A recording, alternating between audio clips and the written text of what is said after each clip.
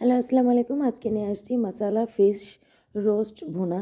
তো এটা আপনি হলুদের ডালায় চাইলে ব্যবহার করতে পারেন। এভাবে সাজিয়ে পরিবেশন করতে পারেন। আপনি যেকোনো মাছ নিতে পারেন। এ তো এটা আপনি এভাবে সাজাতে পারেন। ঘরে থাকা উপকরণ দিয়েই খুব সহজেই এটা করে নিতে পারেন। তো ১ম এ নিয়েছি আমি একটা মাছ। মাছটাকে আমি কেটে নিয়েছি একদম ভিতরে যাতে মশলাগুলো ঢুকে যায়, এজন্য আমি এটা কেটে নিচ্ছি। তো এভাবে আপনি কেটে নিবেন।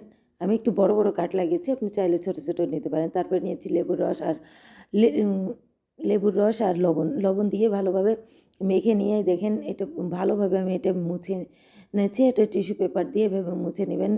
প্লেটের পানিগুলোও মুছে নিবেন। তারপরে এখানে দিয়েছি সরিষা বাটা, তারপরে হলুদ বাটা, মরিচ বাটা, লবণ সবকিছু দিয়ে এটাকে ভালোভাবে আমি মেখে নেব যতক্ষণ পর্যন্ত না এটার ভিতরে মশলা ঢুকে যায় ততক্ষণ পর্যন্ত আমি এটাকে একদম ভালোভাবে মাখতে থাকবো। তারপরে এটা রেস্টে রেখে দেবো তারপরে রেস্টে রেখে তারপরে এটা কড়াইয়ে আমি সরিষার তেল দিয়েছি। আপনি চাইলে কুকিং অয়েল দিতে পারেন। তো সরিষার তেল দিয়ে তারপরে এটা দেখেন উল্টে পাল্টে আমি এটাকে ভেজে নিয়েছি। ভেজে নেওয়ার পর এটাকে আমি তুলে রেখে দেবো। এখন দেবো মশলা। আ মশালাগুলি দেবো, তারপর তেজপাতা, তারপরে কালো জিরা, তারপরে এখানে পেঁয়াজ দিয়ে ভালোভাবে ভুনে নেব। তারপরে আদা রসুন বাটা দিয়ে দিলাম। তারপরে এখানে মেইন ইনগ্রিডিয়েন্টস হলো টমেটো বাটা, তারপরে বেসিক মশলা, লাল মরিচ গুঁড়া, হলুদ গুঁড়া, তারপরে বেসিক যে মশলা থাকে জিরা গুঁড়া, তারপরে হলুদ গুঁড়া সব কিছু মিক্স করবেন। তারপরে দিয়ে দিলাম এটাকে মটর। আমি হাতের কাছে মটর থাকলে দিলে ভালো হয়, এটা টেস্ট খেতে ভালো হয় এটা।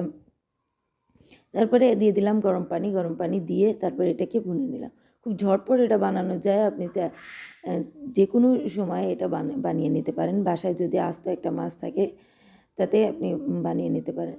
তো এটা ঢেকে রেখে দেবো। দেখেন ১০ মিনিট ঢেকে রেখে দেওয়ার পর এটা দেখেন আমার হয়ে গিয়েছে। আমার মশলাগুলোও হয়ে গিয়েছে। তারপরে এই যে দেখেন আমি এটাকে এভাবে সার্ভ করব। তো কেমন লাগলো আমার এই ফিশ মাসালা রোস্ট রেসিপি? লাইক দিবেন, শেয়ার দিবেন, পাশে থাকবেন। আর কেমন হলো প্লিজ কমেন্টে জানাবেন। এইভাবে ডেকোরেশন করবেন নিজের প্রিয়জনের জন্য।